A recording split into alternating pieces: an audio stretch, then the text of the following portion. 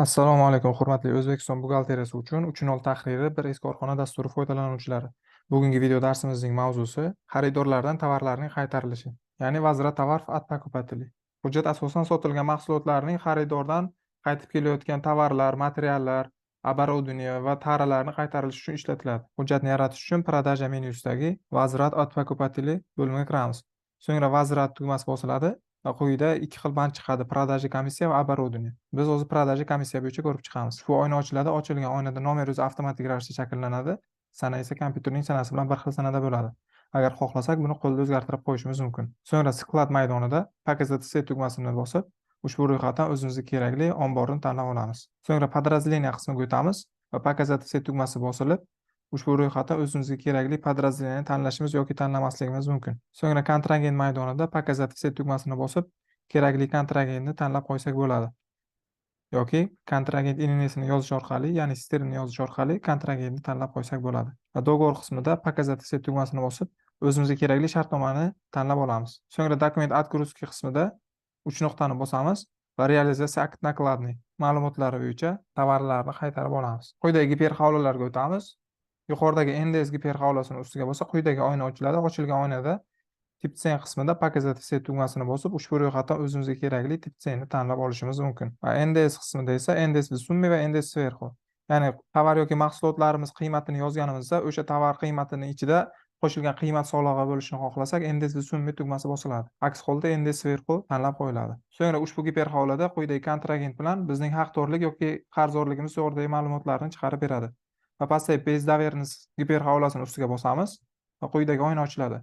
Ochilgan oynada agar ishonchnomani bo'lsa, ishonchnomani tanlab qo'yishimiz mumkin. Pastdagi tovar bandiga o'tamiz. So'ngra заполнить tugmasi bosiladi. Заполнить tugmasini bosgandan so'ng yuqoridagi ikki xil band chiqadi: заполнить по документ отгрузки va добавить из документ отгрузки. Ya'ni заполнить tugmasini bossak, o'zi avtomatik ravishda barcha yuqoridagi dokument отгрузки bo'yicha ma'lumotlarni chiqarib beradi. Pastdagi добавить из документ отгрузки esa добавить qilib yoki podvor qilib mahsulotlarni qo'shgan bo'lsak, pastiga добавить tugmasini bosganimizdan so'ng quyidagi ma'lumotlar o'chmasdan turib pastki qismda qo'shib qo'yadi. Agar заполнить yuqoridagisini qo'shganimizda edi, yuqoridagi ma'lumotlar o'chardida, faqat dokument отгрузки bo'yicha ma'lumotlarni tortib berardi. Va yuqoridagi partiya bo'yicha quyidagi ma'lumotlar kelib chiqadi.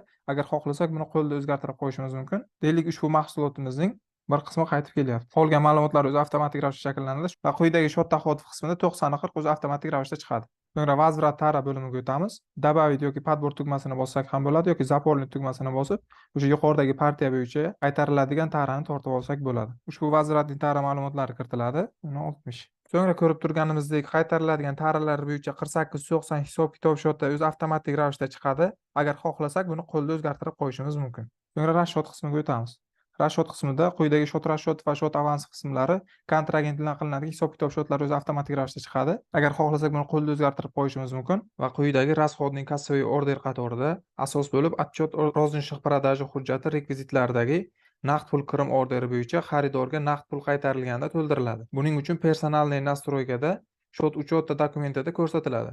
Va shu bandda galichkasi qo'yilganda amalda qo'llash mumkin. So'ngra shot faktura qismida выписать shot faktura tugmasini bosamiz. Qanaqadir izohlarimiz bo'ladigan bo'lsa, kommentariya qismida yozib qoldirishimiz mumkin. So'ngra записать, провести, debit, kredit tugmalarini bossak, quyidagicha buxgalteriya protkalarini ko'rishimiz mumkin.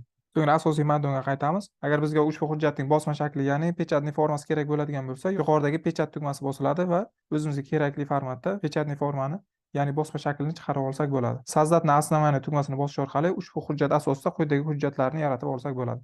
Провести закрыть tugmasini bossak, hujjat возврат товаров от покупателей hujjatlar qatorida ko'rinadi. Hozir aniq bir partiya bo'yicha tovarlarning qaytib kelishini ko'rgandik. Endi esa tovarlarning aniq bir partiyasi yo'q, faqat tovarning nomi ma'lum bo'lgan holatdagina tovarlarni qaytishini ko'rsatib o'tamiz. Buning uchun возврат tugmasi bosiladi va продажа komissiyasi operatsiyasi tanlanadi. Nomer qismi o'zi avtomatik ravishda chiqadi, sana esa kompyuterning sanasi bilan bir xil sanada bo'ladi. Agar xohlasak, buni qo'lda o'zgartirib qo'yishimiz mumkin. Sklad qismida показать все tugmasini bosib, ushbu omborlar ro'yxatidan o'zimizga kerakli omborni tanlab olamiz va подразделение qismida o'zimizga kerakli подразделениyalarni tanlashimiz yoki tanlamasligimiz ham mumkin. So'ngra kontragentdan показать все tugmasini bosib, ushbu ro'yxatdan kerakli kontragentni tanlab qo'ysak bo'ladi. Eng asosiy ahamiyat beradigan joyimiz dokument отгрузки qismida hech qanaqa partiya tanlamaymiz. So'ngra добавить tugmasini bosamiz va показать все tugmasini bosib, ushbu tovarlar ro'yxatidan o'zimizga kerakli tovarni tanlab olamiz. Количество maydonida tovar miqdori ko'rsatiladi. So'ngra cenada esa tovarning qiymati. Protsent endi esa qo'shilgan qiymat solig'i stavkasini ko'rsatib qo'ysak bo'ladi. Yaratayotgan hujjatimizda aniq bir partiya yo'qligi uchun себестоимость qismida hech qanaqa ma'lumotlar chiqmaydi.